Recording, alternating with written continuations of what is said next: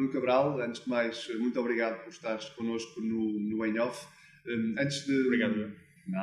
Antes de entrarmos nas histórias que marcam a tua carreira enquanto jornalista, queria que te apresentasses àqueles que te possam conhecer menos, apesar de tu seres quase um faz-tudo no jornalismo, porque trabalhas em vários meios ao mesmo tempo. Portanto, como e quando é que tu chegaste ao jornalismo e como é que chegaste ao momento atual em que trabalhas em 3 meios diferentes? Comecei muito novo, tinha 14 anos, por influência de um tio meu, que era relatador de uma rádio local. Relatava jogos de espinho. E eu via os jogos sentado ao lado dele e ouvindo os relatos dele. Então criei essa paixão pela rádio inicialmente. Mais tarde, aos 14 anos, lá está, comecei a colaborar com a rádio local onde nesse momento eu trabalhava. Depois segui o curso normal, fui para a faculdade, tirei o curso de comunicação, estagiei na TSF, daí a minha ligação à TSF atualmente, onde colaboro. No jornal O Jogo comecei como correspondente do Espinho, na altura na segunda Liga, 2004-2005, ou seja, a minha ligação ao jornal O Jogo começou em 2004, tinha 20 anos. A TSF surge um bocadinho depois, é quando eu acabo o curso e vou para estágio e depois fico a colaborar com ele, quando faço relatos. E a Sport TV chega, eu diria que surpreendentemente, porque nunca tive assim, a ambição, o objetivo ou o sonho de trabalhar na televisão.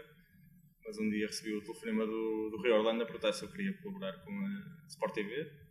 Pronto, e eu aceitei. E tu já tinhas tão pouco trabalho que achaste, mete aqui mais. Exato. Perguntei se não havia problema em colaborar em 3 órgãos de comunicação social diferentes. Disseram-me que não, e eu vou conciliando, com maior ou menor dificuldade, e faço os 3, que é uma curiosidade. O pessoal às vezes em trabalhos e em reportagens pergunta-me para quem é que eu estou a trabalhar, se para a TSF, para o Jogo ou para a Sport TV.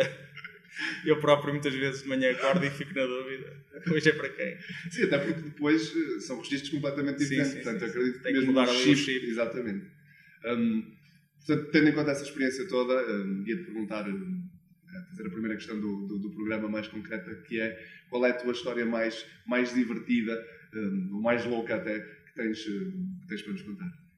Eu acho que as rádios locais têm histórias espetaculares, e a que eu conto sempre é uma de um jogo que fui relatar do Espinho a Ovar contra o Ovarense, na tal época 2004-2005, numa rádio local onde eu trabalhava, que era a Rádio Globo Azul. Vou com um colega meu, o Rui Couceiro, e tínhamos grande rivalidade com a outra rádio que havia em Espinho, que era a Rádio Costa Verde. E chegamos muito tarde ao jogo. Há um problema com a nossa credencial, não nos queriam deixar entrar. Depois entramos já muito em cima do início do jogo, faltavam 1 ou 2 minutos. E enquanto eu estou a fazer o percurso do portão até à bancada, ligo para a rádio e entro em direto de telemóvel a contextualizar o jogo. O Espinho quinto classificado, a visitar a Ovarense em 8º lugar, equipas separadas por 6 pontos, aquelas coisas que a gente dizia no início dos jogos. Que era para não estar a perder para a concorrência, né? para os ouvintes perceberem que já estávamos no estádio. Entretanto, o jogo começa, eu ainda não estou na bancada, ainda não estou a ver o jogo. Há um golo. Parte do princípio que o golo é da equipa da casa porque ouço muito barulho na bancada. E o gol do Ovarense, o Espinho entra da pior maneira no jogo, gol do Ovarense, o Ovarense faz o primeiro gol da partida, inaugura o marcador. Chega à bancada, olho para o relevado, estão os jogadores do Espinho a festejar o gol. E como é que eu há aqui um pequeno lapso e tal, afinal o gol é de Sporting de Espinho e tal. E depois o pessoal perguntava o que se passou ali no início do jogo, não percebemos nada. Essa é uma história que só nas rádios locais é que é possível.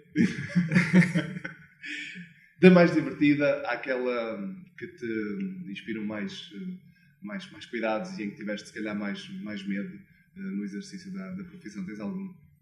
Lembro-me de uma também fazer um relato em Matosinhos. Acho que lá há um caso qualquer polémico de arbitragem. Eu estou a relatar também para uma rádio de Espinho. E os adeptos de Leixões, a certa altura, começam-se a virar para trás na minha direção e a insultar-me e a prometer até porrada. E eu fico assim, tipo, assustado, porque achava que não tinha dito nada de especial, não é? E de repente alguém se lembra, não foi esse, foi aquele que estava a dizer que era penalti contra o Leixões, não sei o que. Eu já me sou ali respirei de alívio, mas durante ali 10 segundos que o pior. É porque muitas das vezes, e tratando-se de um meio tão emocional como é o futebol, o jornalista acaba muitas vezes por ser o saco de boxe, chamemos assim, de muitas frustrações, não é? E quem faz rádio e televisão em direto sabe que corre o risco de às vezes nem ser tão rigoroso, né, nas palavras, ou mesmo sendo há 1001 leituras, né? As pessoas podem ver o mesmo lance de várias formas diferentes. Né? Já tiveste uma hilariante, uma que tiveste um bocadinho de medo, chamemos-lhe assim, Qual é a história, aquela que, olhando para trás, te marcou mais enquanto jornalista? Foi ter relatado o Shakhtar com o Braga na Liga dos Campeões. 2009-2010. Não, 2010-2011. Exato. Em 2009-2010 o Braga fica em segundo campeonato, apurou-se para a Liga dos Campeões. E a minha estreia a relatar a Liga dos Campeões, de fora, num estádio espetacular, como era o Donbass Arena, ainda é agora. Sim, e na altura eu lembro-me de estar a relatar, estava a sentir prazer no relato, e a pensar, há uns anos estava na rádio local, a fazer futebol amador também, e de repente estou aqui na Liga dos Campeões, e esse é o momento que marca a minha carreira. Era um jogo até que o Braga já nem tinha hipótese de seguir em frente na Liga dos Campeões, mas ser enviado especial da TSF à Ucrânia, um grande jogo, num grande estádio, para mim marcou-me, é o jogo que eu recordo sempre como o mais marcante até agora. É curioso porque nas várias entrevistas que fomos fazendo acaba sempre por se perceber que é um momento que muitas vezes molda a memória do jornalista, e esse é um exemplo claro. Portanto, o jogo em si nem tinha grande história, mas o momento da Liga dos Campeões marcou-te enquanto profissional, não é? Sim. O momento concretizar do sonho de fazer um jogo de Liga dos Campeões como relatador. Já tinha feito outros jogos como repórter, mas eu tinha o sonho do relato e vir a ser relatador desde os 14 anos, como se disse. E chegar ali àquele patamar foi de facto. E não te faltaram as palavras em momento nenhum?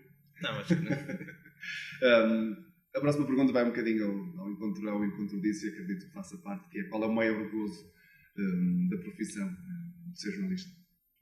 É fazer o que gosto, ter prazer naquilo que fazemos diariamente. É estar a uma segunda-feira ou uma terça-feira ansioso que chegue sábado ou domingo porque vais fazer um jogo que te motiva.